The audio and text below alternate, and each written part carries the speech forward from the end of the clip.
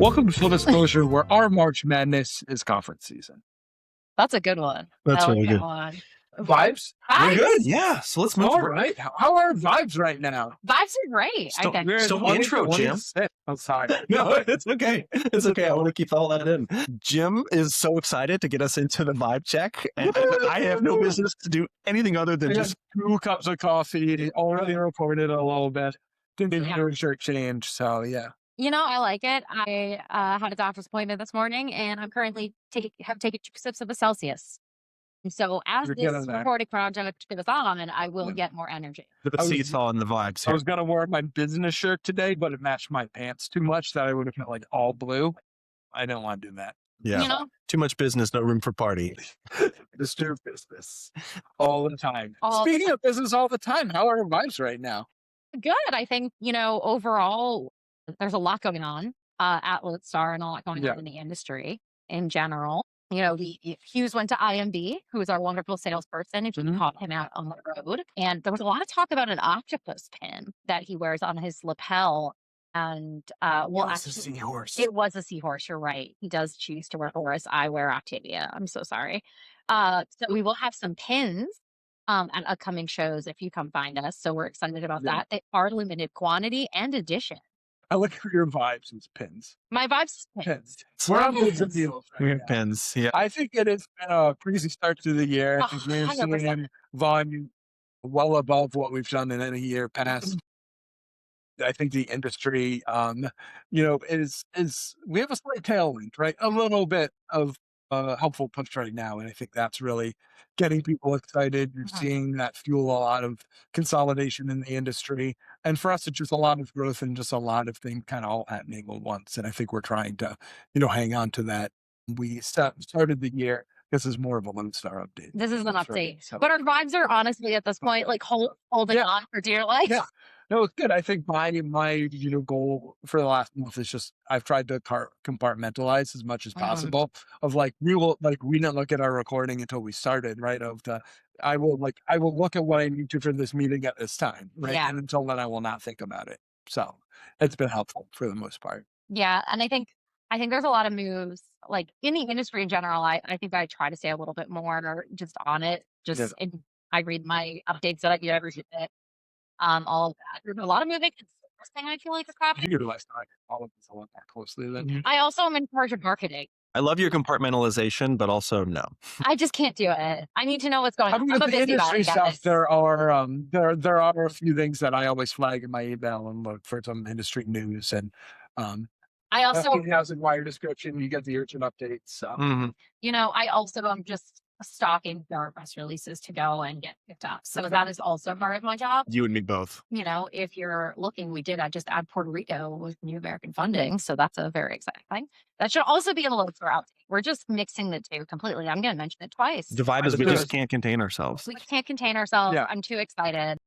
And I think that's true of a lot of companies right now, right? I think the people who are here are trying to make things happen. And if they're on their way out, they're trying to make an acquisition happen. And I think that's kind of across the board, right? Mhm. Exciting things Absolutely. happen. I wonder if you could say more about what's going on in servicing. So there's a few big things that are happening. There's been some acquisitions. Wells Fargo is selling off the bulk of their servicing. Yeah, it's one of those for them. So there's definitely a lot of new movement around those packages. And, in large part, some of them are going to be great valuable packages, right? They're looking at people that are locked in at those 2-3% interest rates. They're probably not going to refi, right? So those are profitable servicing loans. But in that mix as well, you have some people that are at high 7s. Those are going to refi pretty soon. Yeah. So I think these services are looking at these books of business as this is about as valuable as they're going to be. Yeah. I mean, I think it's also the hedge of servicing, right? If Mhm. interest rates go up, those MSRs get more valuable, right? So it becomes kind of a hedge for these things. These Yeah. folks, especially IMBs, where that's what they can really do. They can originate mortgages and they can service them, Yeah. right? Whereas I know there's been a huge trend of banks kind of leaving mortgages. Yeah. And there was some potential regulation that they thought Would make might it a allow little bit banks better. to get a little bit back into them. But I don't know. I don't know if I that's don't think it's really going to come realistically gonna faster happen. than Wells Fargo sells a whole in servicing, right? Yeah. I think that it's kind of a race to see who wins because I think it seems like the government has some interest. This is kind of a regulation rundown too, but like it seems like the government has some interest in keeping servicing with the banks, because it is a little bit more. You've got your FDIC backing, you've got all of that. But IMBs have a pretty big interest in it, Yeah. right? I think Guild is a great example of this. They kind of built their business model off of having a split between servicing and production, right? Origination. Yeah. So they've been able to kind of weather the market using their servicing book to balance out origination. Yeah, Freedom's had the same Freedom. strategy too. Yeah. So, some of the big shops, if you got the capital to do it, it makes a lot of sense. Yeah. Absolutely. Well, Jim, I don't want you to feel like I'm getting revenge for stealing my intro if I direct another question for Alayna.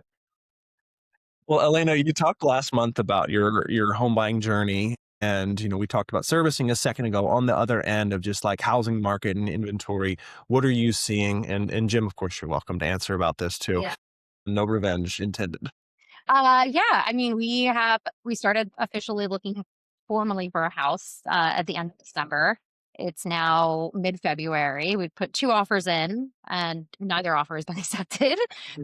So we're kind of at this point where we're in a weird market in what we're looking in. It's kind of like it's one of those cities where like street by street property values can wildly differ. We kind of got the impression on the last offer that was not accepted that we had a higher financial offer, but they were concerned about appraising maybe coming in lower than even their ask, because they were concerned about cash on hand and just the ability to cover the split. And we had, an appraisal contingency in there. So they were concerned that it was going to appraise better and we were going to negotiate down. Protecting yourself is important, I think, in these contracts. But at the same time, both of the offers we've lost also have completely waived an inspection on the other half. Yeah. We haven't done it. I actually, on the offer that on the house that I'm in now, we waived the appraisal waiver. For that, I was very nervous, and the appraisal came in $1 higher than our contract price. Yeah. Somehow. And that's kind of what I've heard. Yeah. We really felt this home. We were like, this is high for this market. Like, and it was it was well done. It had new windows. Yeah. I was talking to my lender. I said, I was like, it has new windows, a new roof, and a crawl space they put on Zillow. And their response was, that's an $80,000 sentence.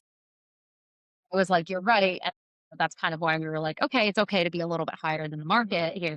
But to that point, is it going to appraise that high? Yeah. I would rate appraisal well before I ever waive inspection. Yeah. And we have the ability to walk. Yeah. But we were like, we won't negotiate. Yeah. Right. And I think it's really, there are a lot of waivers happening out there in the market. Yeah. And if it's a single family home, it's moving. Because we're looking under that like 450 range, and it's just it's like if you don't see it have an offer in 24 hours, you're not even gonna get I mean, supply is tight, right? Like that's what we're seeing right now. Yeah, and I mean there's a lot of townhomes in our area that are staying up for much longer, right? And it's something we might look at again, as we get further along in our journey. We did look at an end unit townhome earlier on. But as the spring market, we got more options, and we were like, we'll wait and see if we want to go back to townhomes. But it's an interesting time out there. Yeah. But hey, time in the market beats time in the market. Exactly. That's right. So, and we're lucky. We have a very long window to shop it. We've got about 6 months at least. And then if we need to go month to month with our landlords, we can. It just always feels smooth at the time. It feels back, and it just feels like no more fun. Yeah, I think I was hoping to have it done before travel season. I think is more my piece is like we're seeing houses on Friday. It's like a house comes on the market on Saturday, or realtor's out of town, and so we can't see it over the weekend. So my husband might go to an open house while I'm in Scottsdale for TMC, right? To give you an idea of when we recorded this. But to that point, right, it's tough as you get into conference season. Like, hey, every weekend we're going to go look at houses forever. Not forever. Not forever, just for however long it takes. Yeah. Jim, I wanted to pick your brain about growth mindset. In this crazy market for lenders, for tech companies that are marketing to lenders and and brokers and all of that, what does a growth mindset look like? What weighed against the sort of like demands of survival and all of that?